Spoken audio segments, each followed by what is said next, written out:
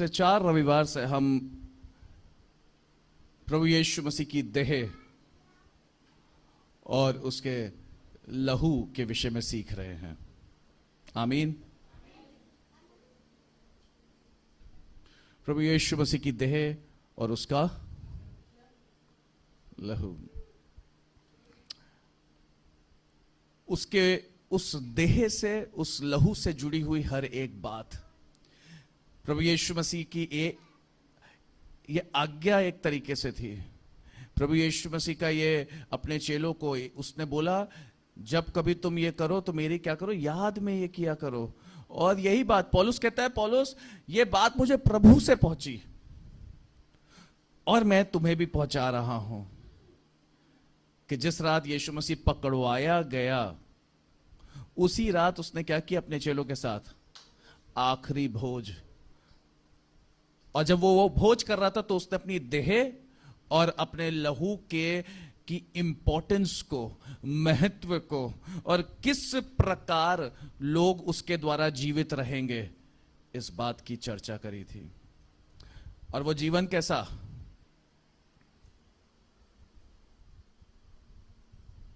वो जीवन अनंत का जीवन, हमेशा का जीवन। और हम उस विषय पे सीखते सीखते एक विषय पे पहुंचे हैं, उसी से जुड़ी हर एक बात को सीख रहे हैं। अगर आपने पिछले कुछ वीडियोस फॉलो किए होंगे मेरे, जो मैंने प्रभु यीशु मसीह की देह और उसके लहू के विषय में जो बातें सिखाई हैं, यूट्यूब पे जो डाला है वीडियो, तो फाइनली लास्ट जो था पिछले रविवार, वो हमने सीखा था किसके विषय में, snare of devil, snare of the devil, शैतान के फंदे के बारे में, शैतान के फंदे के विषय में हमने सीखा था। और मैंने ये आपको बताया था कि इस विषय पे और आपको अब शुरू करूंगा। उसकी मेज में, उसकी देह, उसके लहू में किस तरह शामिल होना है, किन बातों का ध्यान रखना है, किन बातों को पीछे छोड़ना है, उचित रीति क्या है, अनुचित रीति क्या है, उसकी पहचान क्या है, उसकी पहचान में किन बहुमूल्य विषयों को हमें ध्यान रखना है, और ऐसी बहुत सी बातें उसकी देह और उसके लहू से जुड़ी हुई। और फाइनली हम इस बात पे पहुंचे, किस बात पे, शैतान के फंदा। क्या लगता है, आपसे सवाल करना चाहता हूं, शैतान का फंदा, what is snare of the devil, शैतान का फंदा क्या होता है? शैतान का फंदा क्या होता है? शैतान का फंदा क्या होता है?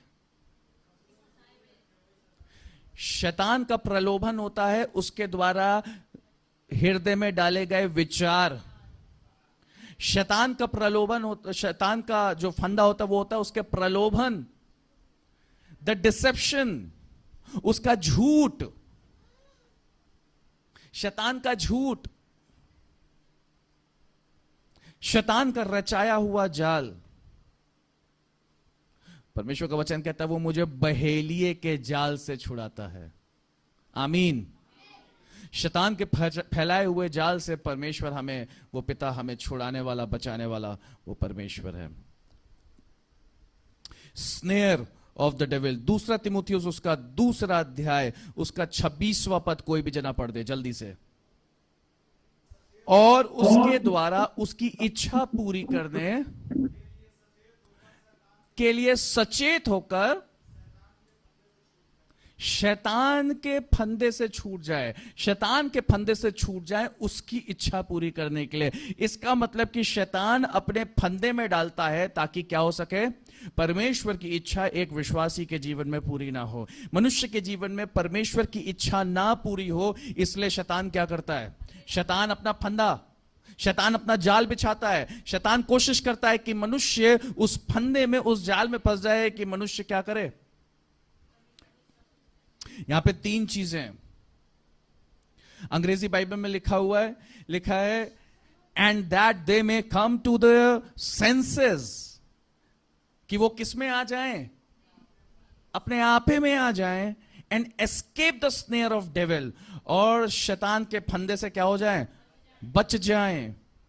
Having been taken captive by him to do his will. सुनिए, लिखा है, वचन में लिखा है कि having been taken captive by him to do his will, जो परमेश्वर की इच्छा है उसको ना करके, जो शैतान के चाल है, जो शैतान की योजनाएं हैं, उसको एक व्यक्ति उसमें क्या हो, फंस जाए, कैप्टिव बन जाए, बंधुआई में आ जाए, और परमेश्वर की इच्छा को छोड़ के किसकी मर्जी, किसकी इच्छा को पूरी करने लग जाए, शैतान की इच्छा को. पढ़िएगा फिर से वचन, आप हिंदी में पढ़िए. And that they may come to their senses and escape the snare of the devil, having been taken captive by him to do his will. यहां पे तीन चीजें हैं. फंदा, शैतान का फंदा. दूसरा है अपने आपे में रहना, सचेत रहना. और तीसरी बात, एक स्पिरिट, कैप्टिविटी में ले जाने वाली, बंधुआई की आत्मा. कैसी आत्मा? कौन सी आत्मा? तीन चीजें जिस पे आज हम थोड़ा सा शुरुआत में जो है वो ध्यान देंगे. अपने आपे में आना मनुष्य को. जब पतरस से प्रभु यीशु मसीह ने कहा, शैतान क्या हो जा, दूर हो, तो वो वापस अपने आपे में आ गया, होश में आ गया. He came back in his senses, अपने सेंसेस में आ गया पतरस. हालेलुया. मनुष्य कई बार अपने आपे को खो देता है, अपने सेंसेस को खो देता है, होश गवा देता है. क्या हो जाता है? दिमाग फिर जाता है, क्योंकि वो शैतान के प्रलोभन में, उसके फंदे में फंस जाता है. जब जब एक व्यक्ति शैतान के प्रलोभन में, उसके फंदे में फंसेगा, वो अपने होश क्या कर देगा? खो देगा. सचेत रहना है. और जहां होश खोए, जहां शैतान के फंदे में फंसे, वहां बंधुआई की आत्मा पकड़ लेगी. यहूदा इस्करियोती सचेत नहीं था, अपने विषय में, अपनी देह से चल रहा था, संगति रख रहा था उन लोगों की जो प्रभु यीशु मसीह के विरोध में थे, जो प्रभु यीशु मसीह को पकड़वाना चाहते थे. 12 चेलों के साथ था, प्रभु यीशु मसीह के साथ था, उसके साथ अपने पैर भी धुलवाए, लेकिन नम्र नहीं हुआ. उसके साथ संगति करी, लेकिन सचेत नहीं रहा, पूरी तरीके से अधीनता में नहीं रहा, अपने आप को नम्र नहीं किया, प्रभु यीशु मसीह को आत्मा से नहीं पहचाना. उसके साथ रोटी खाई, लेकिन फिर भी उसकी देह को ना पहचाना. फिर भी जो मसीह करना चाहता था, उस कार्य को ना पहचाना. फिर भी महायाजकों और शास्त्रियों फरीसियों की संगति करता था. वो यहां पे भी था और वो वहां पे भी था. तो शैतान ने उसके हृदय में क्या डाल दिया? एक विचार, टू बीट्रे जीसस, यीशु मसीह को धोखे से पकड़वा देने का विचार. वो अपने आपे से बाहर चला गया और शैतान के फंदे में फंस गया. एक विचार एक आदमी को शैतान के फंदे में फंसा सकता है. बोलिए, एक विचार आदमी को, मनुष्य को, चाहे वो पुरुष हो चाहे स्त्री, उसको शैतान के फंदे में फंसा सकता है. और जहां एक व्यक्ति शैतान के फंदे में फंसा, वहां एक कैप्टिविटी स्पिरिट, बंधुआई की आत्मा जो है, वो उस पर क्या करने लग जाएगी? हावी हो जाएगी. और वहीं शैतान क्या हुआ? शैतान उसमें समा गया. बैल कहते यहूदा इस्करियोती के जीवन में, उसके भीतर शैतान समा गया. और प्रभु यीशु मसीह का, जा, तुझे जो करना है वो तू क्या कर, झट कर, फटाफट अभी. शैतान का फंदा, शैतान का फंदा उसका डिसेप्शन, उसका प्रलोभन, उसका झूठ। दूसरा कुरिन्थियों उसका 10वां अध्याय निकालिएगा।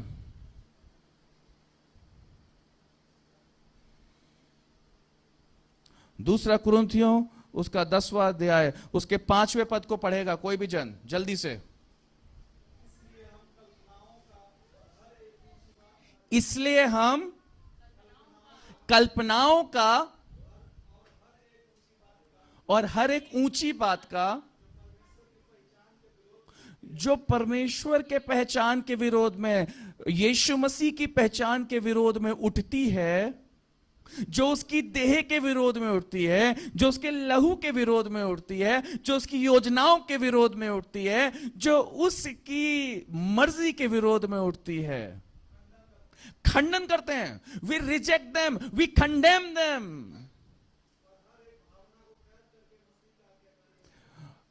हमें कैप्टिव किसे करना है? हमें क्या करना है? हमें अपनी विचारों को, जो हमारे भीतर विचार हैं, अपनी भावनाएं, emotions, don't be driven by your emotions.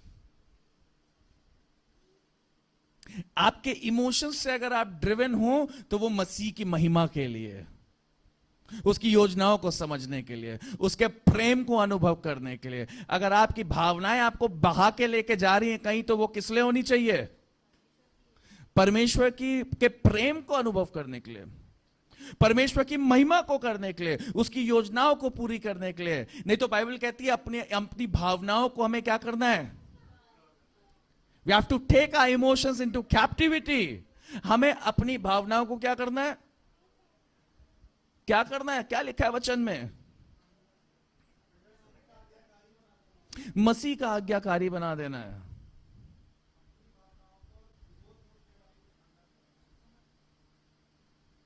जो कुछ मसीह के विरोध में है, जो कुछ उसकी मर्जी के विरोध में, उसकी योजना के विरोध में, उन भावनाओं को क्या करना है? उन विचारों को खंडन करना है। Any thought which is against his planning, we have to condemn that thought. जो परमेश्वर के वचन के विरोध में, उन बातों को क्या करना है? खंडन करना है, नाश करना है। जो बातें हमारे विरोध में, विपरीत में, जो बातें हमें क्या करती हैं? निराशा को क्या करना है? खंडन करना है। अकेलेपन को क्या करना है? ये सारी भावनाएं हैं। लूजर, मैं तो किसी चीज के काबिल नहीं हूं, इस भावना को क्या करना है? क्या प्रभु यीशु मसीह सच में था? क्या करना है? खंडन करना है। क्या प्रभु यीशु मसीह ने वो मर के मुर्दों में से तीसरे दिन सच में जी उठा क्या? आई डोंट नो, पता नहीं। आजकल बड़ा सूखा सूखा लगता है, अंदर करंट नहीं दौड़ता है। पता नहीं आजकल प्रार्थना में भी क्या सही में यीशु मसीह क्या है? वो आपके सोच और आपके विचार से नहीं डिपेंड करता है, वो है सो है। वो कहता है मैं जो हूं सो हूं। It is not according to your thought. Patras ने बोला नहीं प्रभु यीशु, नहीं, ऐसा नहीं हो सकता, तू क्रूस की मृत्यु नहीं सह सकता। प्रभु यीशु ने कहा चल शैतान दूर हो जा, वचन के विरोध में मत बात कर, भविष्यवाणी के विरोध में मत बात कर। उस बात को प्रभु यीशु मसीह ने क्या किया? गेट लॉस्ट, खंडन किया। पतरस तू वचन के विरोध में बात कर रहा है, मेरे भीतर विचार डाल रहा है भविष्यवाणी के विरोध में, परमेश्वर की इच्छा के विरोध में। I reject it. मैं खंडन करता हूं उस बात का जो वचन के विरोध में है, जो परमेश्वर की इच्छा के विरोध में है। आपको सीखना है अपने अपने जीवन में उन बातों को जो परमेश्वर की इच्छा के विरोध में, उनका क्या करना है? खंडन करना है। विचारों पर याद रखिए, विचार बहुत मैटर करते हैं, भावनाएं बहुत मैटर करती हैं। मैं बहुतों को बताता हूं, a negative mind will never give you a positive future. एक नेगेटिव सोच, एक नेगेटिव विचार, एक नेगेटिव जीवन आपको कभी भी एक पॉजिटिव भविष्य नहीं दे सकता है। एक नकारात्मक विचार, एक नकारात्मक सोच, एक नकारात्मक जीवन, एक नकारात्मक स्थिति आपके जीवन की आपको कभी भी एक सकारात्मक भविष्य नहीं दे सकती है। इसीलिए बार बार पत्रस याद दिलाता है कि तुम क्या हो, तुम पहले अंधकार में थे, रिजेक्टेड थे, पहले तुम ठुकराए हुए थे, लेकिन अब क्या हो, उसके वारिस हो। तुम क्या हो, राजपदधारी। हालेलुया, तुम उसकी प्रजा हो। आमीन, आमीन। फिर से पढ़िएगा 5वां पद।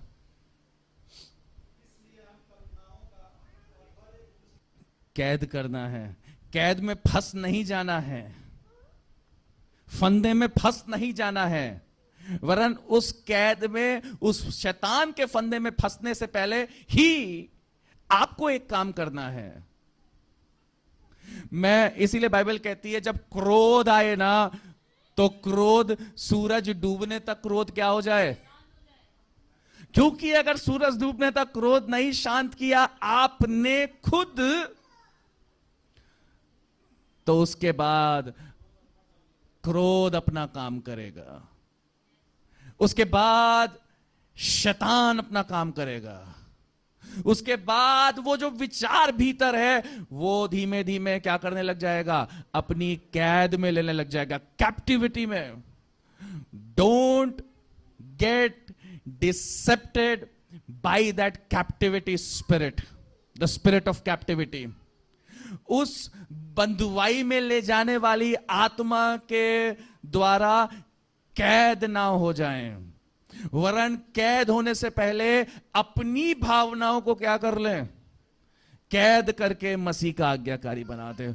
ओ Jesus, I am so sorry, पिता मुझे क्षमा कर, उन सारे नेगेटिव विचारों के लिए प्रभु मैं क्षमा मांगता हूं। प्रभु पिता, मेरे क्रोध, मेरे मुंह से निकले हुए अपशब्द, मेरी गलतियां, वो विचार जो परमेश्वर तेरे वचन के विरोध में है, जो मेरे अहम के कारण, जो मेरे मैं के कारण, जो मेरी कठोर मन के कारण, हृदय की कठोरता के कारण, जो मेरे शक के कारण, जो मेरे अविश्वास के कारण, जो मेरी अभिलाषाओं के कारण, पिता मुझे क्षमा कर। मैं उन सारे विचारों को प्रभु मैं तेरे सुपुर्द करता हूं, मैं अपनी भावनाओं को प्रभु तेरे दे देता हूं प्रभु तेरी आज्ञाकारिता में।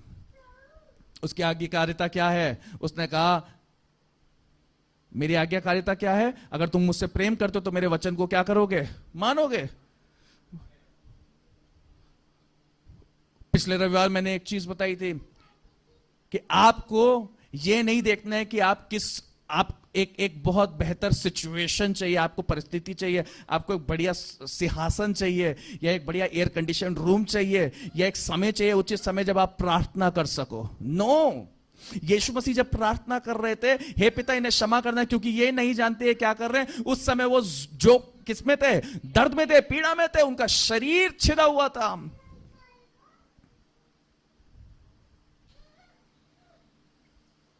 लेकिन उस दशा में भी वो क्या कर रहे थे?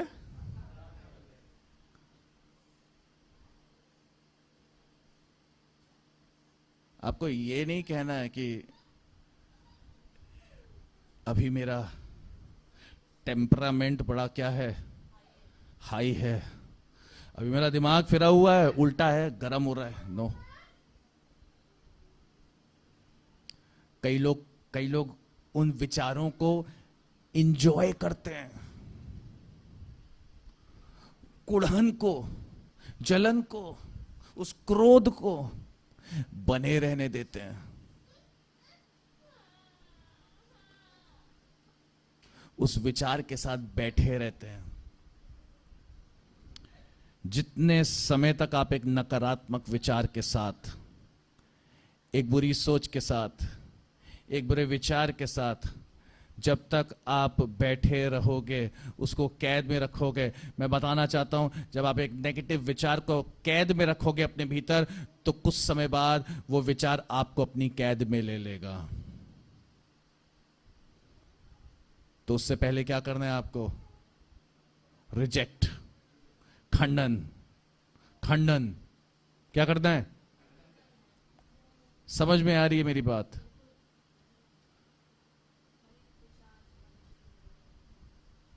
इंजॉय नहीं करना उन विचारों को। परमेश्वर का वचन कहता है, दाऊद कहता है, मैं उसकी मनोहरता पर रात और दिन ध्यान किया करता हूं। What do you have to think?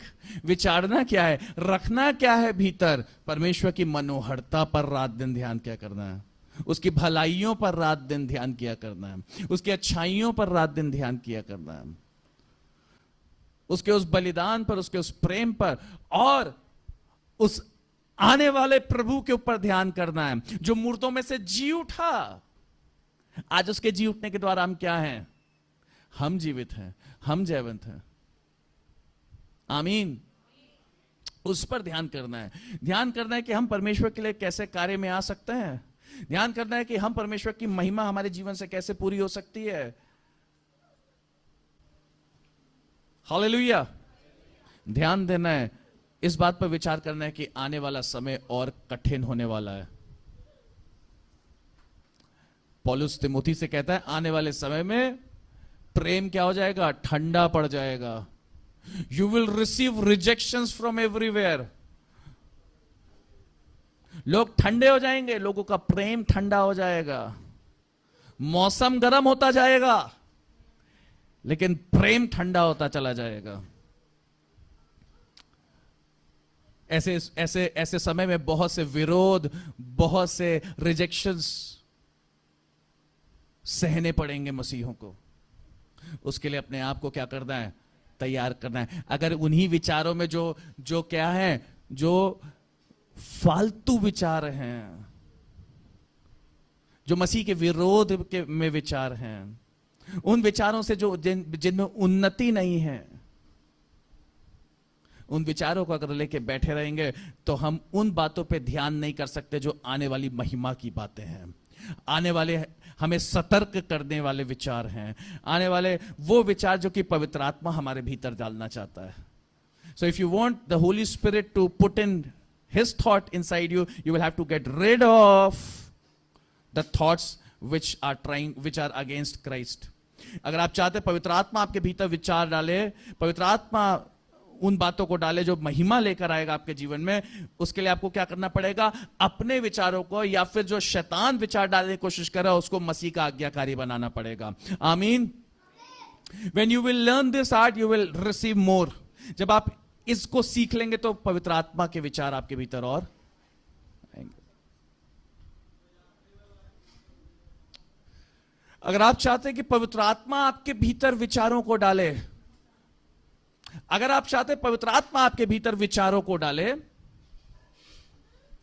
जो कि उन्नति के हैं, जो कि आशा के हैं, जो कि परमेश्वर की इच्छा के हैं, तो उसके लिए आपको अपने, या फिर वो विचार जो कि शैतान आपके भीतर डालने की कोशिश करता है, उन विचारों को मसीह का आज्ञाकारी बनाना होगा, उन विचारों से छुटकारा पाना होगा। अगर आप कैद में होंगे तो उन विचारों से वो विचार नहीं मिल सकते आपको जो मसीह के हैं।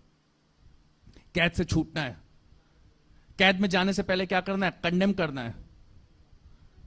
कैद में जाने से पहले उनका क्या करना है? क्या लिखा है वचन में? क्या करना है? खंडन।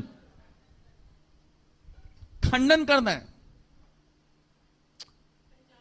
और इन विचारों के साथ, नेगेटिव विचार के साथ, नकारात्मक विचार के साथ, वो सोच जो परमेश्वर से नहीं आती, उनके साथ हम कभी भी मसीह की देह में और उसके लहू में शामिल नहीं हो सकते। कोई भी ऐसा विचार जो कि भीतर, जो मसीह की ओर से नहीं है, अगर वो अंदर पड़ा हुआ है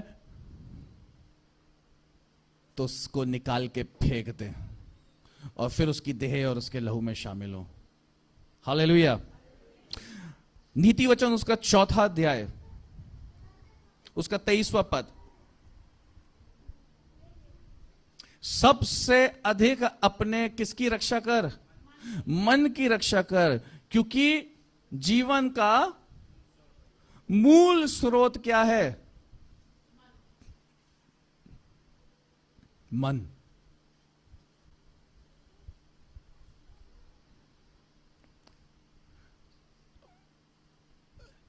एक बहुत जरूरी बात बताना चाहता हूं आपको। आपसे क्यों कहा जाता है संगति में बने रहो?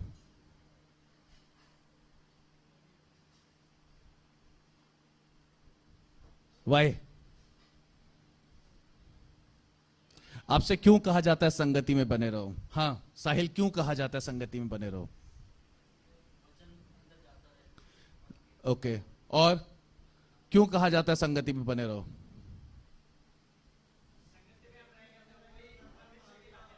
हाँ, संगति बने रहेंगे तो शैतान भागेगा। खाली दिमाग शैतान का घर। जब आप अपने आप को अकेले में ले जाएंगे, संगति से दूर रहेंगे, तो आप क्या रहेंगे? खाली। शैतान का काम है अकेले में ले जाना, क्योंकि अकेले में ले जाके क्या होगा? खाली। क्या डालेगा वो? विचार डालेगा, और व्यक्ति नेगेटिविटी से भर जाएगा, अकेलेपन से भर जाएगा, इस आत्मा से भर जाएगा कि मैं तो किसी योग्य नहीं हूं, इस आत्मा से भर जाएगा कि ये तो सब मेरे विरोध में है, इस आत्मा से भर जाएगा कि मैं क्या हूं? अकेला हूं। इसीलिए कई बार क्या होता है, कई बार हो सकता है, जैसे मैंने कई लोगों को कई बार बीच पे एकदम से कॉल किया, मैंने कहा हाँ भाई क्या है, कैसे हो, क्या हालचाल है, उसके बाद एंकरेज किया परमेश्वर के वचन से, तो एक ही चीज मुझे सुनने को मिली, मैं आपके इस कॉल की क्या कर रहा था? अपेक्षा कर रहा था, मैं अकेला था, मैं बहुत डिस्करेज्ड फील कर रहा था। क्या फील कर रहा था?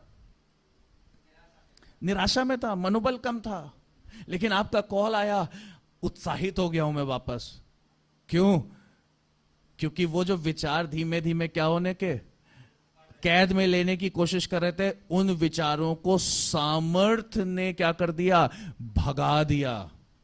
इसीलिए जब आप संगति में बने रहते हैं, एक्सक्यूज मी एवरीवन, जब आप संगति में बने रहते हैं, तो जब जब विचार जन्म लेने की कोशिश करते हैं, तब तब परमेश्वर का वचन उन विचारों को लात मार के भगा देता है। हालेलुया, निकाल देता है। इसीलिए परमेश्वर का दास को भी सामर्थ से भरा हुआ होना है, अभिषेक से भरा हुआ होना है, कि जब वो बोले तो उसके शब्दों में, उन वचनों में सामर्थ हो कि शैतान थरथराता हुआ, कांपता हुआ भाग जाए। आमीन। याद रखिएगा, यीशु ने कहा है, मैं ना तो तुम्हें छोड़ूंगा ना कभी त्यागूंगा, जगत के अंत तक मैं तुम्हारे साथ रहूंगा। जब जब मुझे अकेलापन लगता है, जब जब मुझे निराशा होती है, या जब जब मेरा मनोबल कम होता है, तब तब मैं उस दिन को, उस बात को याद करता हूं जब प्रभु यीशु मसीह ने साक्षात मेरे सामने आके मुझसे कहा था, मैं ना तो तुझे छोड़ूंगा ना कभी त्यागूंगा, जगत के अंत तक मैं तेरे संग रहूंगा। और मैं उठ खड़ा होता हूं, प्रभु यू आर विथ मी। मेरी भावनाएं मुझे अनुभव नहीं होने दे रही हैं कि तू है, लेकिन मैं अपनी भावनाओं पर निर्भर नहीं हूं, मैं निर्भर हूं तेरे वचन पर जो सत्य है और जो मुझे बताता है कि तू है। आमीन, आमीन। फिलिपियों उसका 4 अध्याय, उसका 8वां पद। आज मैं आप लोगों को जो ऑनलाइन है, मैं बताना चाहता हूं, हो सकता है आज अपने घरों में हो, आप दूर हो, आज हो सकता है आज आप इस समूह के साथ यहां नहीं हो, इन लोगों के साथ नहीं है, लेकिन मैं आपको बताना चाहता हूं, आप यहां हो ना हो, लेकिन जहां आप है वहां परमेश्वर है, उसकी उपस्थिति है, आप अकेले नहीं हो। आमीन, हालेलुया।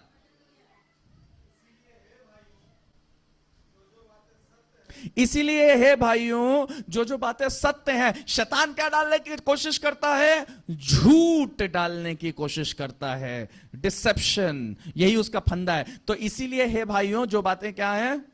सत्य है। सत्य क्या है? उसका वचन। सत्य क्या है? प्रभु यीशु मसीह। हां, जो बातें सत्य हैं और जो उचित हैं और जो पवित्र है, जो बातें सुहावनी है, जो मन भावनी है, अर्थात जो भी सद्गुण और प्रशंसा की बातें हैं,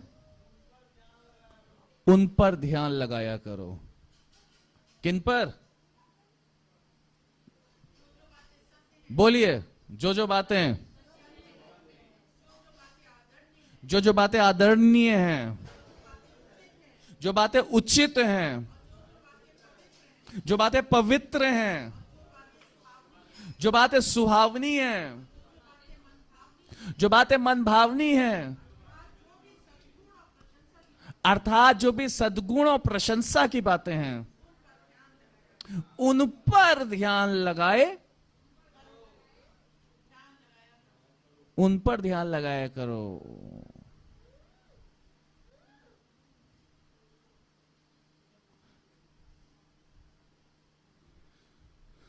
दाऊद कहता है, क्षमा करिएगा, मेरी पत्नी कहती है कि ये वचन बार बार आप बोलते हो, लेकिन क्या करें, मेरे जीवन का आधार यही है कि मेरी दृष्टि किसकी ओर है? मेरी दृष्टि किसकी ओर है? उस परमेश्वर की ओर। क्या है? जिन्होंने उसकी ओर दृष्टि करी उन्होंने क्या पाई?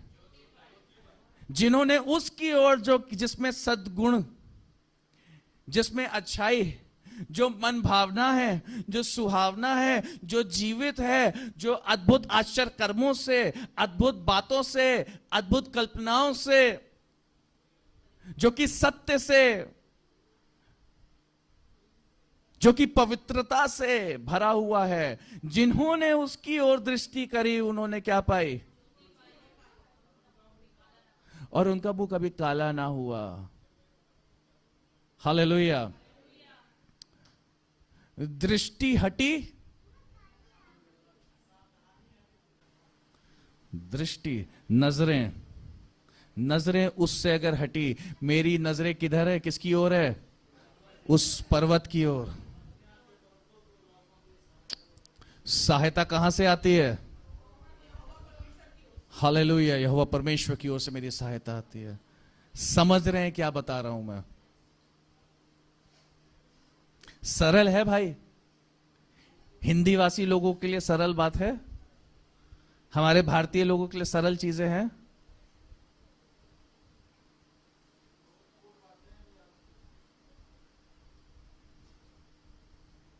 हालेलुया।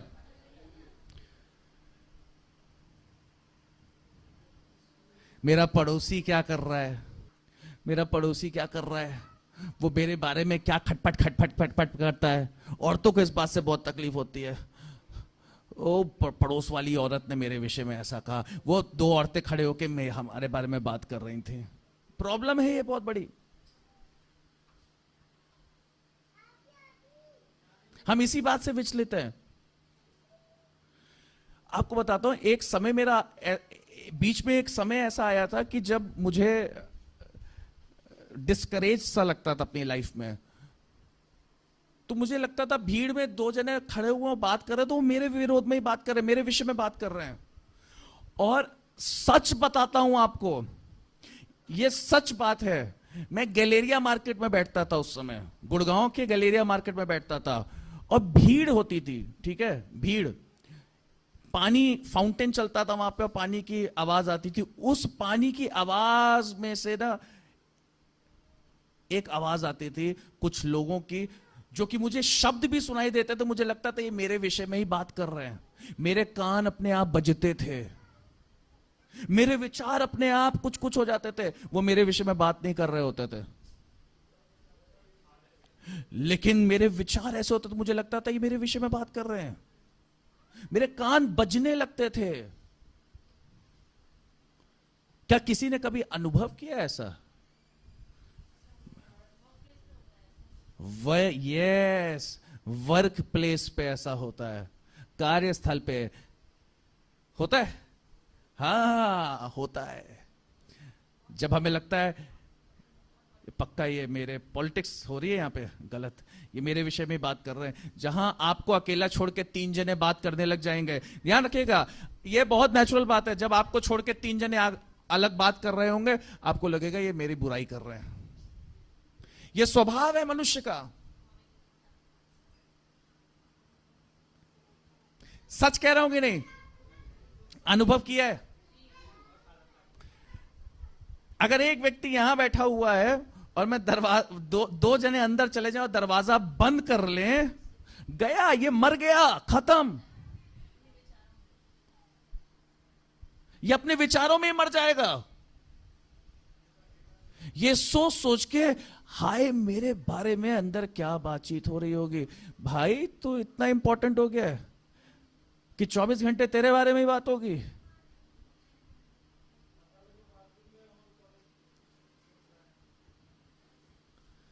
जोड़ पा दें इस बात से अपने जीवन को?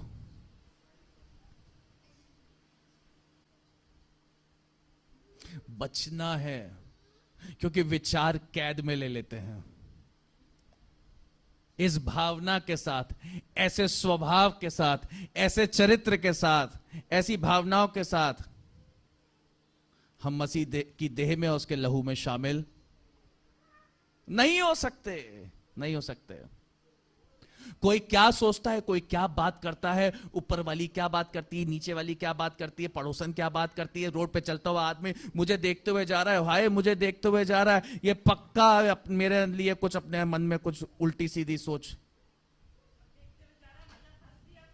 हंस दिया तो और गए, ले बेटा पक्का ये क्या सोच रहा होगा मेरे बारे में, ये क्या क्या सोच रहा होगा। It will never give you a positive life. कभी आपको एक भविष्य अच्छा नहीं देगा। ये बातें छूटना है, छूटना है, छूटना है। Hallelujah, hallelujah. फिलिपियों 4 अध्याय उसका 8वां पद फिर से पढ़ेंगे, जोर से पढ़ेंगे। आंटी जी पढ़ेंगी, इनके पीछे आप लोग रिपीट करेंगे। 8वां पद, इसलिए हे भाइयों, जो जो बातें सत्य हैं, जो जो बातें आदरणीय हैं, और जो जो बातें उचित हैं, और जो जो बातें पवित्र हैं, और जो जो बातें सुहावनी हैं, जो जो बातें मन भावनी हैं, अर्थात जो भी सद्गुण प्रशंसा की बातें हैं, उन पर ध्यान लगाया करो, उन पर ध्यान लगाया करो। कैसी बातें? प्रशंसा की बातें हैं। बाकी सारी बातों को क्या कर दो? मसीह का आज्ञाकारी बना दो। Hallelujah, hallelujah. दूसरा पतरस उसका दूसरा अध्याय,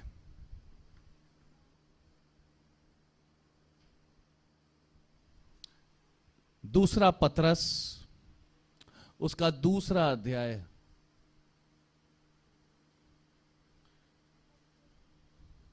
so what do you have to do with your thoughts? Control your thoughts. And मसीह का क्या बनाना है?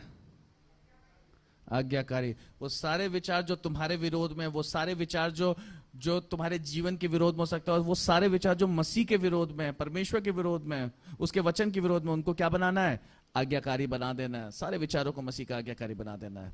हालेलुया। दूसरा पतरस उसका दूसरा अध्याय उसका 15वां पद पढ़ेगा कोई भी जन। क्या चीज? वे सीधे मार्ग को छोड़कर क्या हो गए हैं? भटक गए हैं।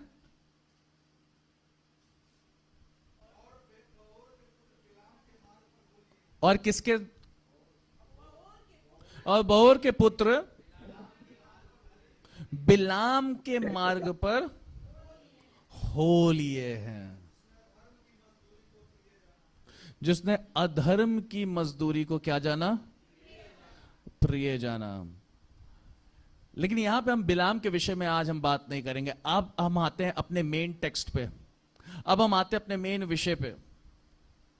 आज हम देखेंगे डिसेप्शन होता क्या है। आज हम देखेंगे शैतान का फंदा होता क्या है, शैतान के फंदे में फंसना क्या होता है। और जब एक व्यक्ति फंस जाए तो वो उसके साथ क्या होता, उसका उसका उसका परिणाम क्या होता है। यहूदा संस्कृति का परिणाम क्या हुआ? शैतान के फंदे में, उस कैप्टिविटी, उस आत्मा, जो कि कौन सी आत्मा है? कैप्टिविटी की, कैप्टिविटी में ले लेने वाली, दासत्व में ले लेने वाली।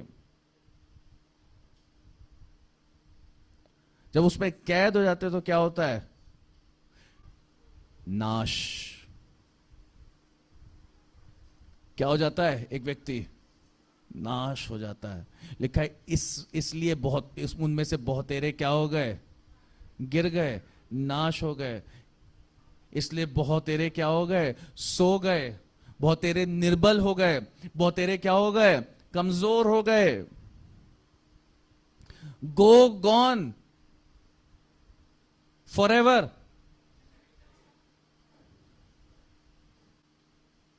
लेकिन परमेश्वर ने हमें नाश होने के लिए नहीं, वरन किस लिए बुलाया है? अनंत के जीवन के लिए। So what do we have to do? आज हम सीखेंगे 3 कैरेक्टर्स के जीवन के द्वारा, बालाक, बालाम और याकूब। कहने का अर्थ है इजराइली, परमेश्वर की प्रजा। फंदे में फंसना होता क्या है? What is deception? शैतान का फंदा होता क्या है? इस शैतान के फंदे में फंसना नहीं है। क्या करना है इस फंदे में फंसने से? क्या करना है कि इस फंदे में फंसने से क्या हो सके? बच सके। फंदा किसका? शैतान का फंदा।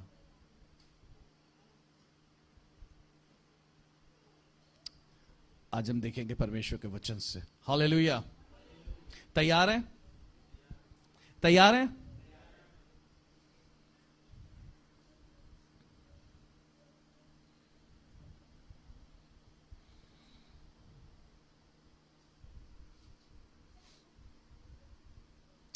Hallelujah, hallelujah, hallelujah. गिनती उसका 22वां अध्याय निकालेंगे। गिनती उसका 22वां अध्याय, उसका पहला और दूसरा और तीसरा पद पढ़िए। तब इस्राएलियों ने कूच करके यरीहो के पास यरदन नदी के इस पार मोआब के अराबा में डेरे खड़े किए। सिप्पोर के पुत्र बालाक ने देखा कि इस्राएल ने एमोरियों से क्या क्या किया है। बालाक ने देखा कि इस्राएल ने एमोरियों के साथ, एमोराइट्स, उनके साथ क्या क्या किया है। क्या क्या किया था उनके साथ? वाइप ऑफ, बोलिए वाइप ऑफ। साफ कर दिया था, पूरा उड़ा दिया था, उड़ा दिया था। तो यहां मोआब का राजा बालाक जो है वो क्या होने लगा? थर थर थर थर थर थर थर थर कांपने लगा, अत्यंत डर गया। हालेलुया। लिखा है उन लोगों से अत्यंत डर गया। कौन? उन लोगों से बालाक जो है वो अत्यंत डर गया। और यहां तक कि मोआब इजराइलियों के कारण अत्यंत व्याकुल हुआ।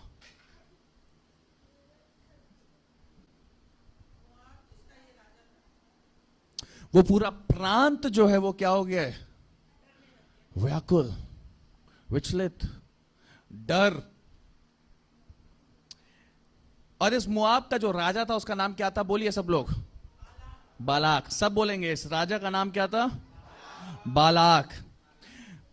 5वां और 6ठा पद बताता है, लिखा है और इसने पतोर नगर को, जो महानद के तट पर बोर के पुत्र बिलाम के जाति भाइयों की भूमि थी, वहां बिलाम के पास दूत भेजे कि वे ये कहकर उसे बुला लाएं, सुन, एक दल मिस्र से निकल आया है और भूमि उनसे ढक गई है। भूमि उनसे ढक गई है, हर जगह वही वो हैं और अब वे मेरे सामने ही आकर बस गए हैं। इसलिए आ और इन लोगों को मेरे निमित्त क्या दे? श्राप दे, क्योंकि वे मुझसे अधिक बलवंत हैं और मैं उन पर क्या हो पाऊंगा? तब जयवंत हो पाऊंगा। नाउ द प्रॉब्लम इज, सबसे बड़ी समस्या क्या हो गई, जब बालाक ने देखा, मोआब ने देखा कि हर जगह इजरायली, और जब देखा कि ये तो बहुत अधिक हैं, और देखा कि भूमि इनसे भरी हुई है, और देखा कि हर जगह यही यही है। हेलो गाइस, लटका दूंगा उल्टा, सुनो वचन। और जब देखा कि हर जगह कौन है, इजरायली हैं, तो वो अत्यंत डर गया, वो थरथराने लगा, वो कांपने लगा, और उसने इस डर में अपने दूत, अपने लोगों को भेजा एक भविष्यवक्ता के पास जिसका नाम था बिलाम। और वो जो भविष्यवक्ता था वो लंगड़ा था, ईमान का लंगड़ा। किस चीज का लंगड़ा? बिकाऊ था वो भविष्यवाणी करता था, किस लिए? पैसों के लिए, अपनी अभिलाषाओं को पूरी करने के लिए।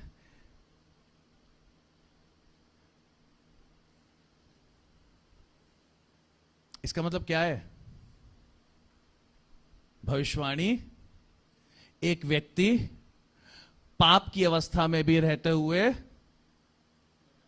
पाप की अवस्था में भी रहते हुए कर सकता है, करते हैं लोग। इसीलिए यीशु ने कहा कि तुम में से बहुत आएंगे उस दिन जब वो कहेंगे कि मैंने तेरे नाम से चंगा किया, मैंने तेरे नाम से भविष्यवाणी की, मैंने तेरे नाम से बहुत बड़े बड़े काम किए, आश्चर्य कर्म किए, लेकिन मैं कह दूंगा उस दिन, हे दुष्ट, दूर हो जा मेरी नजरों से।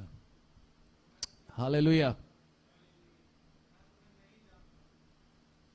आई डोंट नो यू, मैं तुम्हें नहीं जानता। सो बालाक जो है बिलाम को बुलवाता है और कहता है आ, और इन लोगों को क्या दे? श्राप दे। इन लोगों को श्राप दे कि ये कमजोर हो जाए और हम इन पे क्या हो जाए? जयवंत हो जाए, और हम इनको क्या कर दें? नाश कर दें, इनका तहस नहस कर दें। क्योंकि हम ऐसे तो भिड़ नहीं सकते, हम कमजोर हैं। मैं क्या हूं? बालाक कहता है मैं कमजोर हूं। इनकी सामर्थ, इनकी एकता, इनकी गिनती, ये मुझे क्या है? इनकी एकता, इनकी सामर्थ, इनका होना, इनका बल, इनकी स्ट्रेंथ मुझे डराती है, व्याकुल करती है। ऐसे तो मैं इन पर क्या नहीं हो सकता। तो अब उसने, मैं बल से तो इनसे नहीं लड़ सकता, तो मुझे इनसे कैसे लड़ना पड़ेगा? डिसेप्शन से। तो सबसे पहला जो डिसेप्शन उसने कहा, मैं बुलाता हूं भविष्यवक्ता को और वो क्या देंगे? इनको श्राप देंगे। और फिर लिखा हुआ है 7वें पद में कि उसने अपने लोगों को भेजा और क्या किया? बिलाम को बुलवा लाया, बुलवाने के लिए। 12वें पद में परमेश्वर बिलाम को क्या करता है? बोलता है don't go, you will not curse them, मत, मैं तुझे आज्ञा देता हूं कि तू वहां नहीं जाएगा और ना ही उन्हें श्राप देगा, क्योंकि वो आशीषित हैं। प्रभु यीशु मसीह के द्वारा हम क्या हैं? हालेलुया। परमेश्वर, 12वां पद पढ़िए कोई भी जना। चलिए मैं ही पढ़ता हूं। परमेश्वर ने बिलाम से कहा तू इनके संग मत जा, उन लोग को श्राप मत दे, क्योंकि वह आशीष के भागी हो चुके हैं, क्योंकि वे आशीष के भागी हो चुके हैं। उसके बाद बालाक बार बार अपने लोगों को भेजता रहा बिलाम के पास, उस भविष्यवक्ता के पास, और लालच के साथ और धन के साथ। उसने पहले अपने लोगों को भेजा, फिर उसने और उनसे ऊपर के जो पोजीशन वाले लोग थे उनको भेजा कि किसी तरह बिलाम आ जाए और क्या दे? श्राप दे। और हर बार उसने और ज्यादा लालच देके, धन दिखा के चाहा कि बिलाम को वो बुलवा लाए, और प्रलोभन के साथ। 15वें पद में लिखा हुआ है, इस पर बालाक ने फिर और हाकिम भेजे जो पहलों से प्रतिष्ठित और गिनती में भी अधिक थे।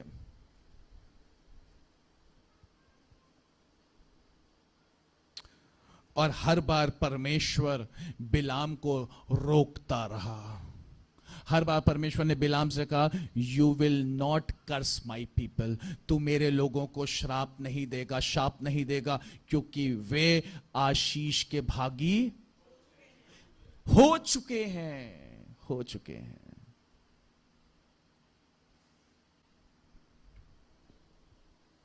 बाईसवें से 36वें पद में लिखा हुआ है, 22वें से 36वें पद में लिखा है, और उसके जाने के कारण परमेश्वर का कोप बढ़कर उठा, और यहोवा का दूत उसको उसका विरोध करने के लिए मार्ग रोककर खड़ा हो गया। उसने अपना क्या उठाया, किस पर, गधी पर बैठकर जा रहा था, और परमेश्वर इतना क्रोधित हुआ कि परमेश्वर का दूत आके उसकी गधी के सामने खड़ा हो गया तलवार लेकर, और वह अपनी गधी पर सवार होकर जा रहा था, और उसके संग उसके 2 सेवक भी थे। और उस 23वें पद में लिखा है, और उस गधी को यहोवा का दूत हाथ से नंगी तलवार लिए हुए मार्ग में खड़ा दिखाई पड़ा। और उस गधी को दिखाई पड़ा कि वो वहां पे परमेश्वर का दूत खड़ा हुआ है। तब गधी मार्ग छोड़कर खेत में चली गई। गधी क्या हो गई, बौखला गई। गधी ने जैसे ही देखा, उस गधी को दिख के स्वर्गदूत देख के उछल के कूद के कहां चली गई, खेत में चली गई। तब बिलाम ने गधी को मारा कि वे मार्ग पर फिर आ जाए। तब यहोवा का दूत दाख की बारियों के बीच की गली में, जिसके दोनों ओर बारी की दीवार थी, खड़ा हुआ। यहोवा के दूत को देखकर गधी दीवार से ऐसी सट गई कि बिलाम का पांव दीवार में दब गया। तब उसने उसको फिर मारा। तब यहोवा का दूत आगे बढ़कर एक सक्रिय स्थान पर खड़ा हुआ, जहां ना तो दाहिने ओर हटने की जगह थी और ना बाईं ओर। वहां यहोवा के दूत को देखकर गधी बिलाम को लिए दिए बैठ गई। फिर तो बिलाम का कोप भड़क उठा और उसने गधी को लाठी से मारा।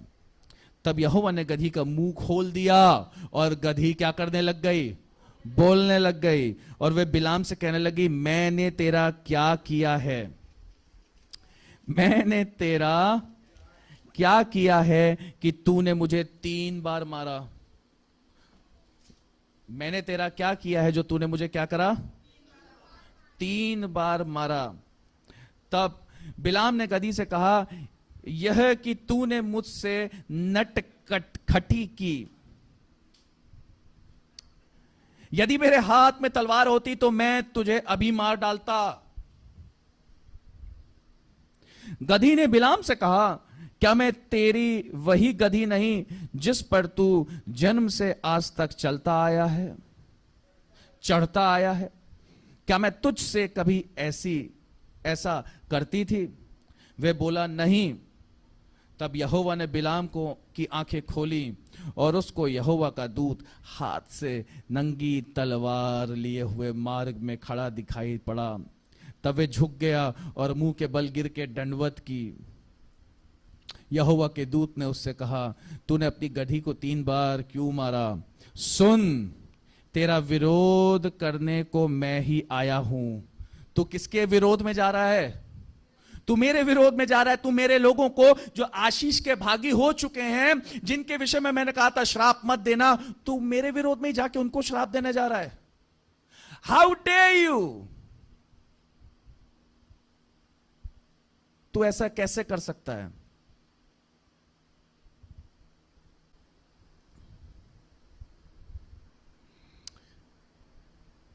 और ये गधी मुझे देखकर मेरे सामने से 3 बार हट गई। यदि वह मेरे सामने से हट ना जाती तो निसंदेह मैं अब तक तुझे तो मार ही डालता, परंतु उसको जीवित छोड़ देता।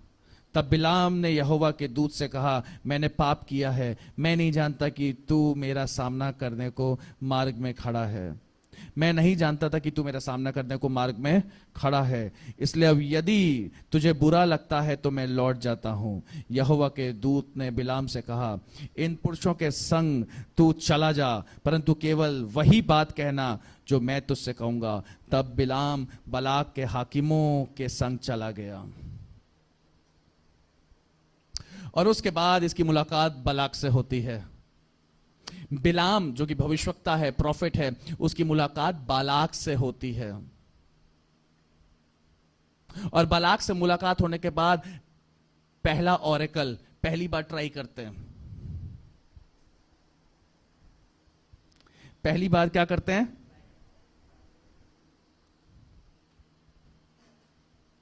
तो क्या होता है, जैसे ही आत्मा उतरता है किस पर? एक जगह ढूंढी जाती है, यहां से श्राप दिया जाएगा। बलाक लेके जाता है, बलाक के साथ बिलाम जाता है, कहता है यहां से देख, यहां से श्राप। तैयार की जाती जगह, वेदी बनाई जाती है, सब कुछ। और फिर क्या होता है, जैसे ही बिलाम मुंह खोलता है तो मुंह से क्या निकलता है? आशीष का वचन। 22वां अध्याय उसका 41वां पद पढ़िए कोई भी जना।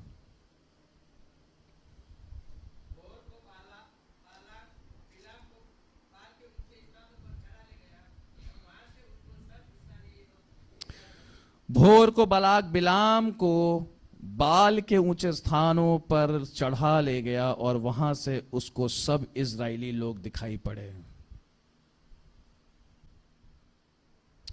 23वां अध्याय उसका पहले से लेकर 7वें पद तक पढ़ूंगा। तब बिलाम ने बलाक से कहा, यहां पर मेरे लिए 7 वेदियां बनवा और इसी स्थान पर 7 बछड़े और 7 मेढ़े तैयार कर। तब बलाक ने बिलाम से के कहने के अनुसार किया और बलाक और बिलाम ने मिलकर प्रत्येक वेदी पर एक बछड़ा और एक मेढ़ा चढ़ाया। फिर बिलाम ने बलाक से कहा, तू अपनी होम बलि के पास खड़ा रहे और मैं जाता हूं। संभव है कि यहोवा मुझसे भेंट करने को आए और जो कुछ वह मुझ पर प्रकाशित करेगा वही मैं तुझको बताऊंगा। तब वह हर एक मुंडे पहाड़ पर गया और परमेश्वर बिलाम से मिला और बिलाम से ने उससे कहा,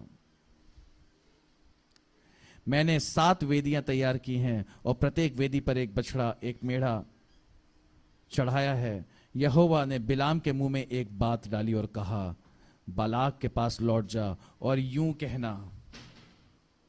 और उसके बाद बालाक ने मुझे आराम से अर्थात मोआब के राजा से ने मुझे पूरब के पहाड़ों से बुलवा भेजा।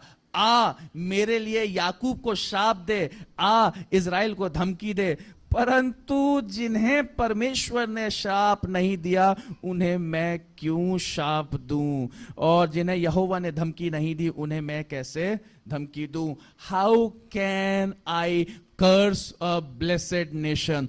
मैं एक आशीषित वंश को, मैं कैसे एक आशीषित वंश को, मैं कैसे एक आशीषित प्रजा को श्राप दूं। हाउ, मैं नहीं दे पा रहा।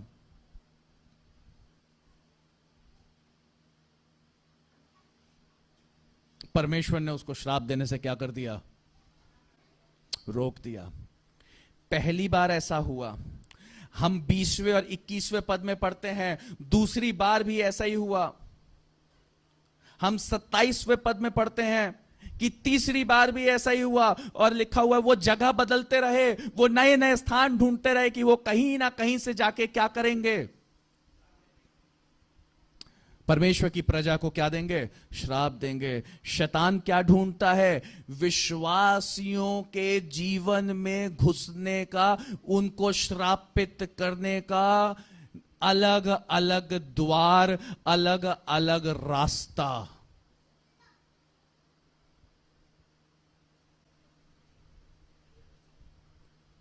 यहां बालाक क्या कर रहा है?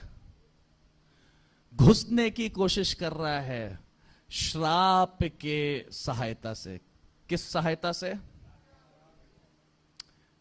लेकिन यहां वचन कहता है कि परमेश्वर के लोग क्या हैं? दे ऑलरेडी भागी हैं आशीष के।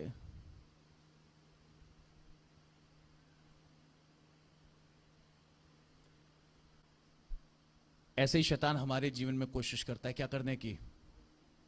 घुसने की कोशिश करता है, श्रापित करने की कोशिश करता है, अशुद्ध करने की कोशिश करता है, विश्वास को गिराने की कोशिश करता है, सामर्थ को तोड़ने की कोशिश करता है, बल को तोड़ने की कोशिश करता है, कमजोर करने की कोशिश करता है, अलग करने की कोशिश करता है। उसको पता है विश्वासी की प्रार्थना जो है वो सामर्थ्य है। उसको पता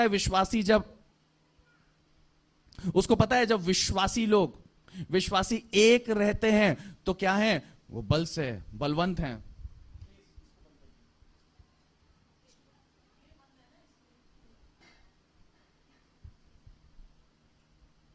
ठीक है, उसको पता है। अब प्रॉब्लम यह है कि घुसा कैसे जाए। ये तो प्रार्थना भी करता है, ये तो संगति भी कर रहा है,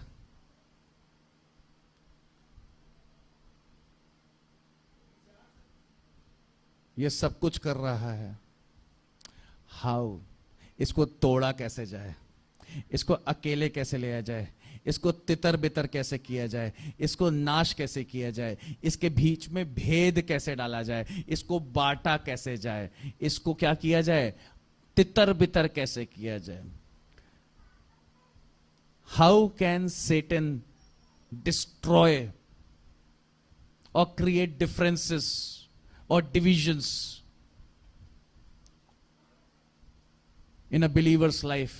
एक मसीह व्यक्ति के जीवन में शैतान कैसे उसको तोड़ सकता है, कैसे कमजोर कर सकता है, कैसे उसको विभाजित कर सकता है, कैसे उसको पाप में गिरा सकता है। हाउ?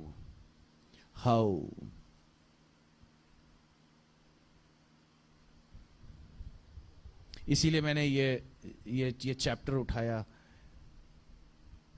बलाक और बलाम के जीवन से इन लोगों ने क्या किया मैं आपको बताना चाहता हूं। 4 बार ट्राई किया इन्होंने। 24वें अध्याय के 5वें पद में लिखा हुआ है, पढ़िए क्या लिखा है 5वें पद में।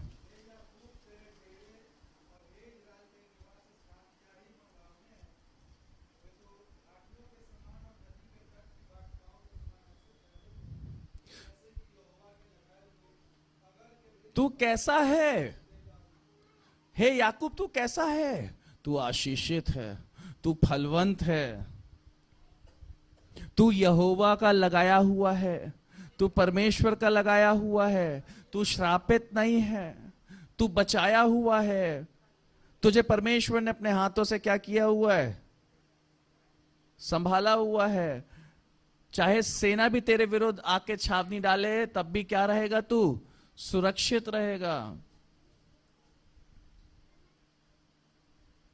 कोई विपत्ति तुझ पर ना पड़ेगी, ना कोई दुख तेरे डेरे के निकट आएगा, क्योंकि तू आशीष का भागी है। लेकिन तू गिरेगा। तू कैसे गिरेगा?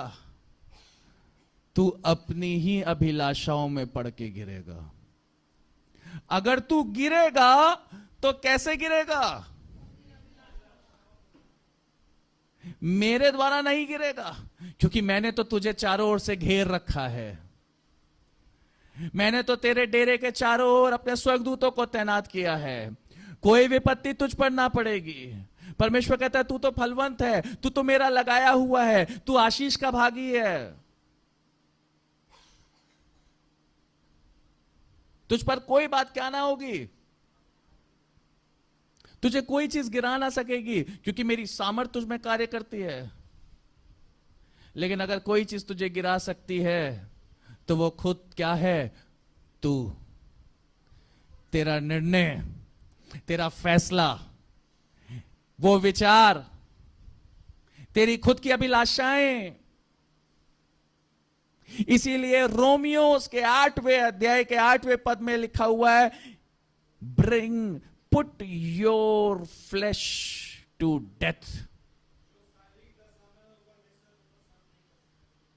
प्रसन्न नहीं कर सकता।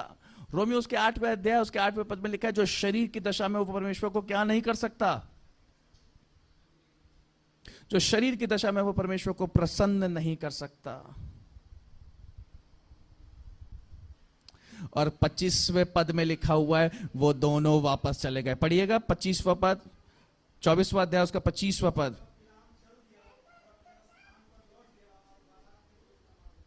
तब बिलाम चल दिया और अपने स्थान पर लौट गया, और बालाक ने भी अपना मार्ग लिया। दोनों चले गए, दोनों क्या हो गए? दोनों हार गए। परमेश्वर की संतानों पर वो क्या ना करने पाए? चढ़ाई ना करने पाए। दोनों की सारी कोशिशें क्या हो गई? सारी कोशिशें फेल हो गई।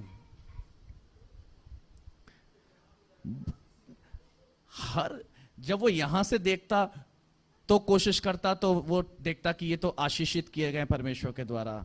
जब वो उस स्थान से जाते और कोशिश करते श्राप देने की, तो देखते वो आशीषित किए गए हैं। हर जगह से परमेश्वर के जन क्या किए गए थे?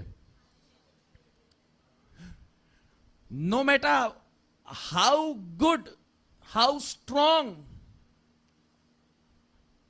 The enemy is, the enemy will find you blessed.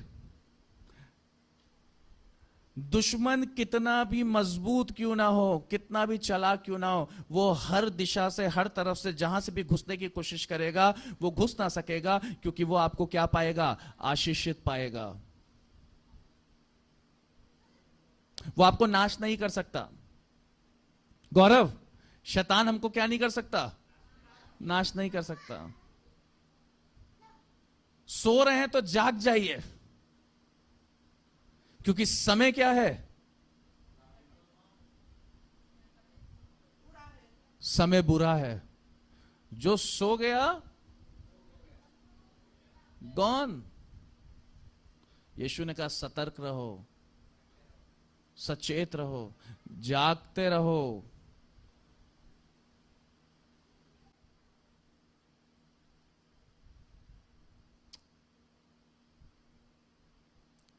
जब एक व्यक्ति की, एक मसीह की आत्मा सो जाती है, इसीलिए वचन कहता है आत्मा को क्या ना होने दो? बुझने ना दो। आत्मा बुझ जाती तो वो अपने अभिलाषाओं में पड़ जाता है, अपनी सुनने लगता है। अपनी बुद्धि का क्या मत लेना, परंतु पूरी तरीके से, पूर्ण, सारे मन, सारे बुद्धि, सारे प्राण से किस पर भरोसा रखना? निर्भर हो जाना यहोवा परमेश्वर पर। हालेलुया। नाउ सिर्फ एक चीज उन इजराइलियों को, उन परमेश्वर के लोगों को जो कि आशीष के भागी थे, एक चीज उनको नाश कर पाई। सिर्फ एक बात उन्हें नाश कर पाई। देखिए, दुश्मन ने बहुत कोशिश की, हर जगह से घुसने की कोशिश की, श्राप देने की कोशिश की, कमजोर करने की कोशिश की, बिखराने की कोशिश की। इनको पता भी नहीं था कि दुश्मन ये सब कर रहा है। इनको नहीं पता था कि दुश्मन कहां कहां से जाके इनको क्या करने की कोशिश कर रहा है? श्रापित करने की कोशिश कर रहा है, इनको कमजोर करने की कोशिश कर रहा है। अनजान थे उस बात से। लेकिन परमेश्वर जागा हुआ था। परमेश्वर ने क्या कर रखा था? परमेश्वर ने इनको संभाले रखा था, परमेश्वर ने सुरक्षा दे रखी थी। शैतान ने क्या किया? चालाकी। It is only by deception, प्रलोभन, उस फंदे के द्वारा, प्रलोभन के द्वारा, झूठ के द्वारा शैतान क्या करता है? एक व्यक्ति को विचार के द्वारा गिराता है। ये दोनों घर वापस चले गए, बालाक और बिलाम दोनों घर वापस चले गए। लेकिन फिर बिलाम वापस आया बालाक के पास, और बालाक के पास जब बिलाम वापस आया तो वो he came back with the snare of the devil. वो शैतान के फंदे के को लेकर आया बालाक के पास। उसने कहा ये है वो फंदा, ये डालो तो चिड़िया क्या होगी, फंस जाएगी। इस फंदे को डालो तो इजरायली फंस जाएंगे, उनका बल टूट जाएगा। He came with an idea. वो एक विचार के साथ आया, वो एक थॉट के साथ आया, और उस थॉट को, उस विचार को उसने दानों के तरह इजरायली पुरुषों के सामने डाला। गिनती उसका 31वां अध्याय खोलिएगा, उसका 16वां पद पढ़िएगा।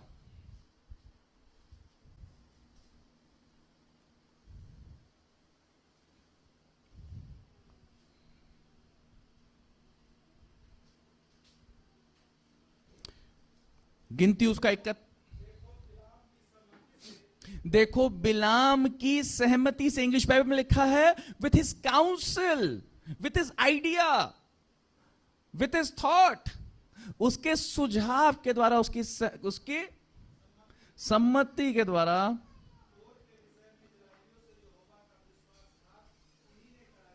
हाँ।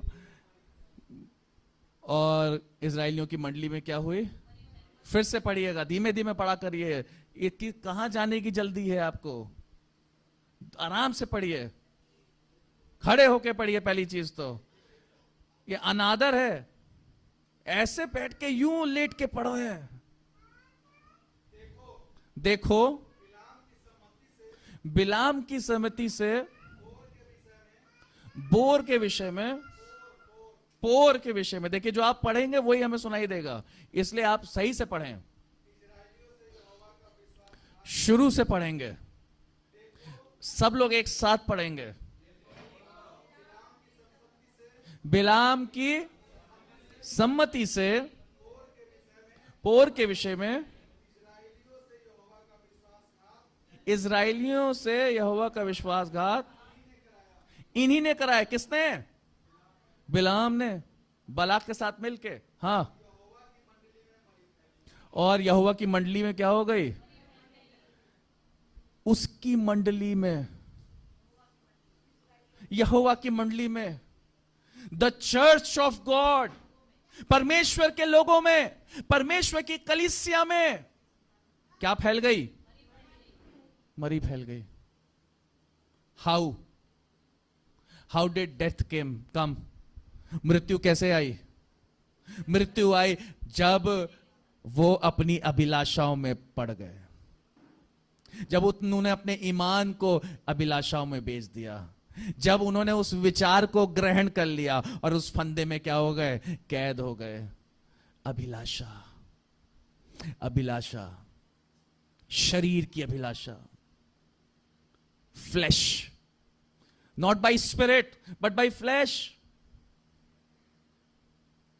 The reason of their fall was their flash.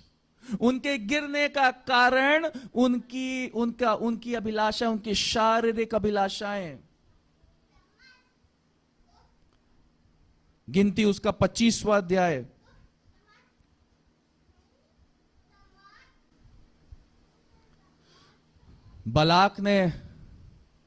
Balak की मुलाकात जब बिलाम से हुई तो बिलाम ने बालाक को बोला, अपनी औरतों को इजरायली पुरुषों के पास भेजो, और वो क्या करेंगी, वो उनको लुभाएंगी, वो उनको अपने कैद में ले लेंगी, वो अपने शरीरों से उनको क्या करेंगी, अशुद्ध करेंगी, वो उनको खींच ले आएंगी, कमजोर बना देंगी, वो उनके विचारों पर हावी हो जाएंगी, वो उनके हृदय पर हावी हो जाएंगी, वो उनकी देह पर, नाशवान देहों पर हावी हो जाएंगी। और फिर जब ऐसा होगा तो वो मंडली परमेश्वर से अलग हो जाएगी, तब वो कमजोर हो जाएगी। और तब हम उन्हें क्या कर सकते हैं? तब हमें उन्हें नाश करने की जरूरत नहीं है, परमेश्वर खुद उन्हें क्या कर देगा? नाश कर देगा। Let me tell you one thing, a very important thing, एक बहुत जरूरी बात। जाग जाओ और सुनो इस जरूरी बात को। अगर एक व्यक्ति अपनी अभिलाषाओं में गिरता है, अगर एक नकारात्मक विचार को लेकर अपनी अभिलाषाओं के द्वारा बह जाता है, पाप कर बैठता है, तो वो दोनों जगह से मार खाता है। परमेश्वर का हाथ भी उसके ऊपर से उठ जाता है और शैतान भी उसको क्या नहीं करता है? छोड़ता नहीं है।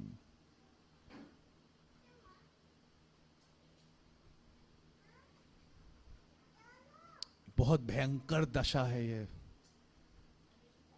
अपने विचारों पर क्या करें? लगाम लगा लें। अपने शरीर को क्या कर दें? Put it to death.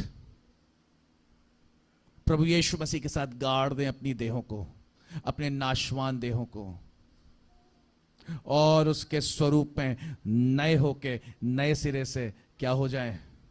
जन्म ले लें। Walk by spirit and not by flesh. लिखा हुआ है इजराइली शित्तीम में रहते थे और वे लोग मोआबी लड़कियों के संग कुकर्म करने लगे। They got into sexual immorality. They dishonored their flesh, their bodies. उन्होंने अपने देहों का क्या किया? अनादर किया।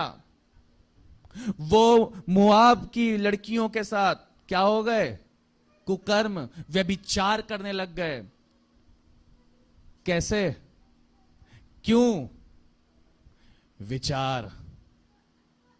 An idea can change your life. हाँ? An idea can change your life. दोनों, चाहे वो नेगेटिव हो पॉजिटिव हो, एक आइडिया क्या कर सकता है? एक विचार जीवन बदल सकता है। Now it is up to you. ये आपके ऊपर है कि आप किस विचार को लेके अपने भीतर बैठते हैं। लेकिन ध्यान दीजिएगा, परमेश्वर की देह और उसके लहू में जब शामिल हो तो उस विचार को लेकर आइएगा, उस आत्मा के साथ आइएगा, उस भाव में आइएगा कि परमेश्वर के गुण, उसकी सामर्थ, उसकी चंगाई, उसकी महिमा आप में प्रकट हो। ना कि कमजोरी, ना कि मृत्यु। हालेलुया।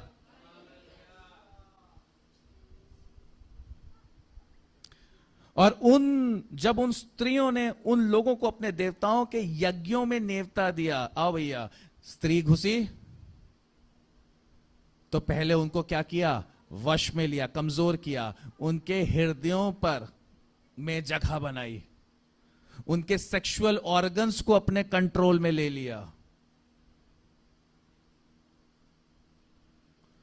और फिर उनके विचारों को कैद कर लिया।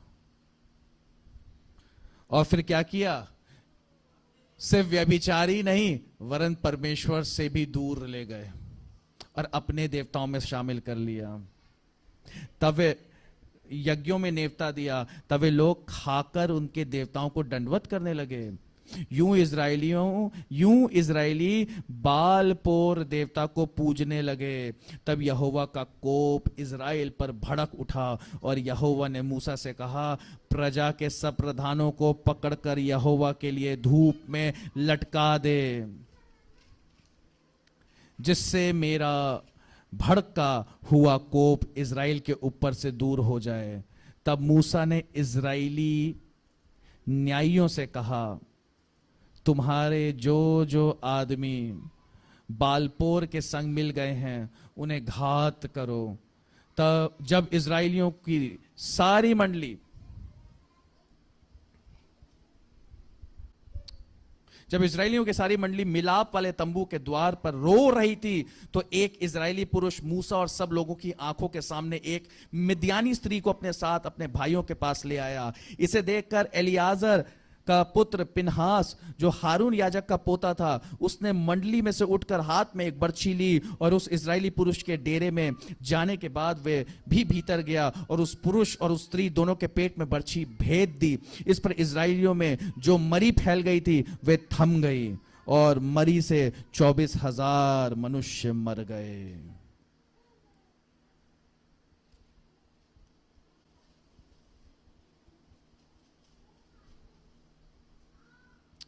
परमेश्वर को धन्यवाद दीजिए कि ये परमेश्वर से आपका सामना नहीं हुआ। और हम अनुग्रह के समय में हैं, जब परमेश्वर का एक दूसरा रूप प्रभु यीशु मसीह हमारे लिए दिया गया, अनुग्रह पर अनुग्रह।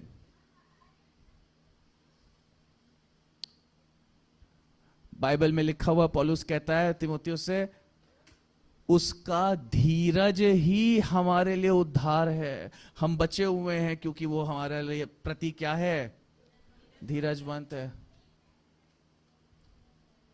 हालेलुया। गनीमत है कि वो धीरजवंत है, कि हम नाश नहीं किए गए परंतु हमने जीवन पाया प्रभु यीशु मसीह के द्वारा, उस पिता के इकलौते पुत्र के द्वारा, प्रभु यीशु मसीह के द्वारा। उसका धीरज वो हमारा उद्धार है। By His grace we've been saved. उसके अनुग्रह के द्वारा हम क्या किए गए हैं? बचाए गए हैं। लेकिन दूसरे थिस्सलुनीकियों में लिखा हुआ है कि एक दिन जब वो आएगा तो क्या होगा? दुष्ट क्या होंगे? आग में झोंक दिए जाएंगे और वो अपने लोगों, दूतों के संग आएगा, महिमा के साथ आएगा और अपने लोगों के लिए आश्चर्य का कारण होगा। हालेलुया। उस दिन क्या होगा? सारी दुष्टता का नाश होगा। आमीन। जैसे यहां पे नाश हुए, एक दिन आएगा, लेकिन अभी ये समय जो है वो क्या है? परमेश्वर का धन्यवाद हो, इस समय को व्यर्थ ना जाने दें। ये समय को व्यर्थ ना जाने दें। हालेलुया। हम जब प्रभु यीशु मसीह की देह और उसके लहू में सहभागी होते हैं तो हम अपने आप को मजबूत करते हैं, अपने आप को तैयार करते हैं, अपने भीतर दृढ़ता को लेकर आते हैं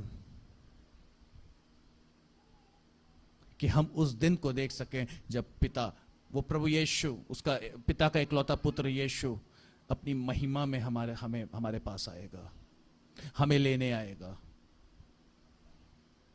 उसकी देह, उसका लहू आपको आगे बढ़ाता है, उस लक्ष्य की ओर बढ़ाता है, उस मुकुट की ओर बढ़ाता है, आपको स्थिर रखता है, बलवंत रखता है, मजबूत रखता है, गिरने नहीं देता है। आपको उसकी पहचान में बढ़ते चले जाना है। Hallelujah, hallelujah, hallelujah. दूसरा तीमुथियुस, उसका दूसरा अध्याय,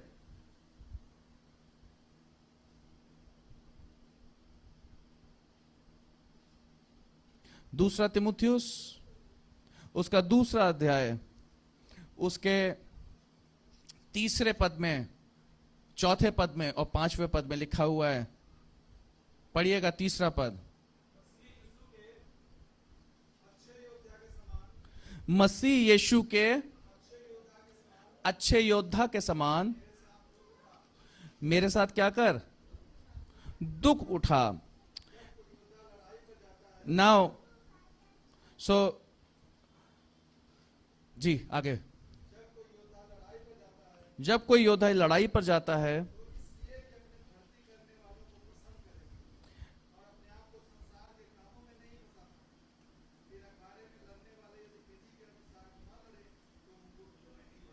हालेलुया। यहां पे 3 बातें हैं, 3 स्टेप्स हैं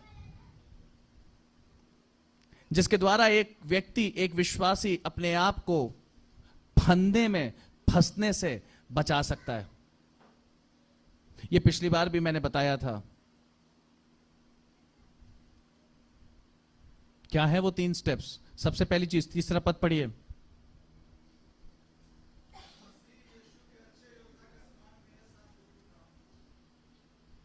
जानिए आप क्या हैं, एक योद्धा हैं और आपको परिश्रमी बनना है। एंड्योरेंस आपके अंदर क्या होनी चाहिए? सहनशीलता, सहन शक्ति, जय पाने की। आगे, आप इस पृथ्वी पे एक योद्धा के समान है, जिसका युद्ध, जिसकी लड़ाई आत्मिक सेनाओं के विरोध में है। और उन आत्मिक सेनाओं से युद्ध शरीर की दशा में नहीं कर सकते, आत्मा की दशा में कर सकते हैं। आत्मिक सेनाओं से युद्ध आत्मा से किया जा सकता है। तो एक व्यक्ति को कैसे रहना है? आत्मा से। रोमियो उसका 8:8 में क्या लिखा था, क्या पढ़ा था? परमेश्वर को कैसे प्रसन्न किया जा सकता है? प्रसन्न नहीं कर सकता। और यहां पे लिखता है कि प्लीज गॉड नॉट मैन। आगे पढ़िएगा, यही 3रा पद, 14 पद, 5वां पद। अपने आप को संसार के कामों में, शारीरिक कामों में क्या नहीं करता है?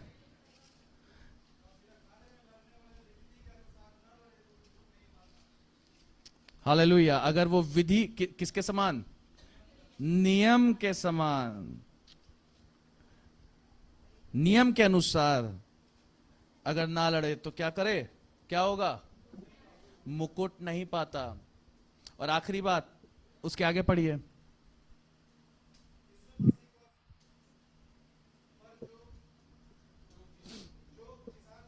बस बस बस, ठीक है, बस ठीक है, ठीक है।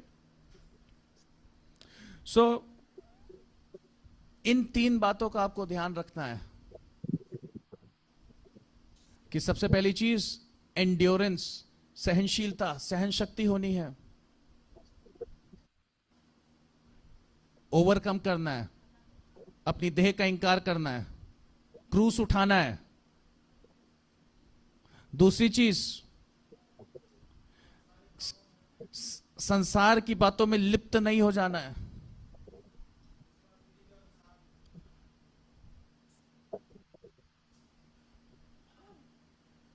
और परमेश्वर की इच्छा के अनुसार चलना है। तीसरा, कि हमारा यह सारा कार्य किसी मनुष्य को खुश करने के लिए नहीं, वरन किसको? प्रसन्न करने के लिए, परमेश्वर को प्रसन्न करने के लिए। 1 थिस्सलुनीकियों उसका 4था अध्याय, उसके पहले पद में लिखा है, हे इसलिए हे भाइयों, हम तुमसे विनती करते हैं और तुम्हें प्रभु यीशु में समझाते हैं कि जैसे तुमने हमसे योग्य चाल चलना और परमेश्वर को प्रसन्न करना सीखा है, और जैसा तुम चलते भी हो वैसे ही और भी बढ़ते जाओ। हालेलुया। किसको प्रसन्न करना है? प्रभु यीशु मसीह को, उस परमेश्वर को प्रसन्न करना है।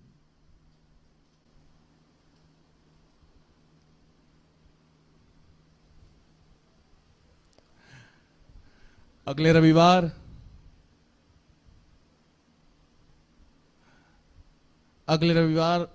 आगे जब मैं इस वचन की गहराई में और जाऊंगा। आज सीख लिया क्या है फंदा शैतान का, कैसे फंदा डालता है वो, कैसे दाना डालता है। निहाल कैसे डालता है बेटा? सर हिला रहे हो तुम बहुत तेजी से। हाँ, कैसे डालता है, किस तरीके से? यस,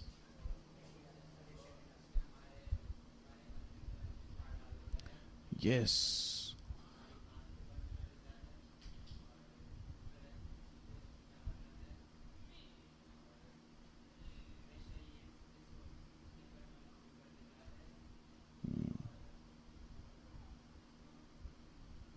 गुड, बैठो, वेरी गुड।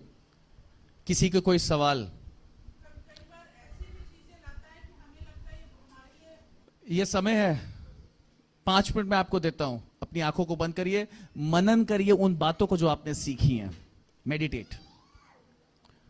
जो बातों को सीखा है, जो आज वचन सीखा उपयोगी है? हाँ जी, सबसे पूछ रहा हूं, जो वचन सीखा उपयोगी है, जरूरी है? किस लिए जरूरी है? बचने के लिए। जानना है शैतान फंदा कैसे बिछाता है। और किस लिए जरूरी है? जरूरी इसलिए है कि हम जब प्रभु की देह में, उसके लहू में सहभागी होते हैं, तो हम क्या करें? उससे पहले अपने विचारों को क्या कर दें? मसीह का आज्ञाकारी बना दें। फंदे में फंसे हुए नहीं आना है प्रभु के सामने। उसकी देह, उसके लहू में उन विचारों के साथ नहीं आना, उस गंदगी के साथ नहीं आना है। पीछे जो लोग हैं, हाँ भाई, दोनों जन समझ में आया? Mister Krishna and mister Rakesh, कोई भी एक बात जो समझ में आई हो बताएं।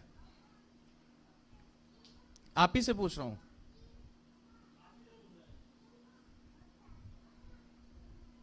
कोई भी एक बात, जल्दी से खड़े होइए।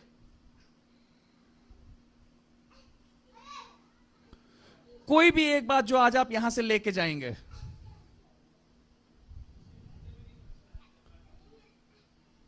कैसे कैसे फंस सकते हैं?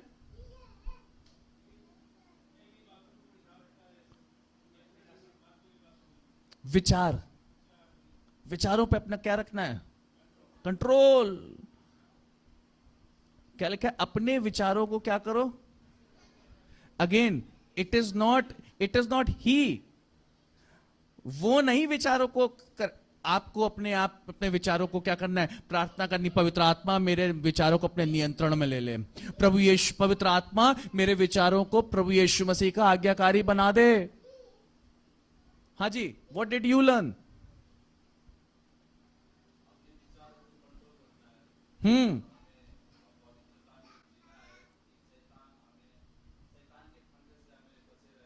हाँ, विचार, मैं बलवंत हूं, मैं ना मरूंगा। मेरे बच्चे, इनको एक विचार सताता है, अगर मैं चला गया तो मेरे बच्चों का क्या होगा? वो विश्वास में कैसे बने रहेंगे? उनको कौन प्रभु के बारे में बताएगा? वो कैसे प्रभु में आगे बढ़ेंगे? मेरी तो पत्नी प्रभु को जानती नहीं, ऐसा ना हो कि मेरे बच्चे प्रभु से दूर हो जाएं। ये कौन डाल रहा है विचार? विचार। बोली शैतान, अबे तू हट, क्योंकि क्या है? मेरा परमेश्वर जयवंत है। मैं ना मरूंगा, मैं ना डिगूंगा, मैं ना गिरूंगा, मैं जयवंत हूं प्रभु यीशु मसीह के द्वारा। हालेलुया। मेरे बच्चे प्रभु यीशु मसीह के चुने हुए हैं, पिता का हाथ उन पे है। मैं नहीं, मेरे वजह से थोड़ी ना मेरे बच्चे प्रभु को मानते हैं। मेरे बच्चे परमेश्वर को इसलिए मानते हैं क्योंकि वो परमेश्वर की चराई की भेड़ें हैं, वो परमेश्वर की प्रजा हैं। और जैसे परमेश्वर ने मेरा ख्याल रखा, वैसे परमेश्वर मेरे बच्चों का भी ख्याल रखेगा। मैं पाप में गिरा, लेकिन फिर भी परमेश्वर अनुग्रहकारी था। उसने मुझे उठा के क्या कर लिया? अपने भेड़शाला में शामिल कर लिया। मेरे बच्चों का भी वो चरवाहा है, वो उन्हें सुरक्षित रखेगा। विचार। आमीन।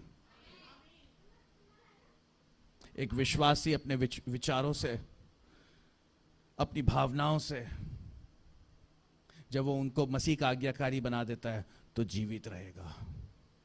हालेलुया। 5 मिनट्स आंखों को बंद करें, विचारें।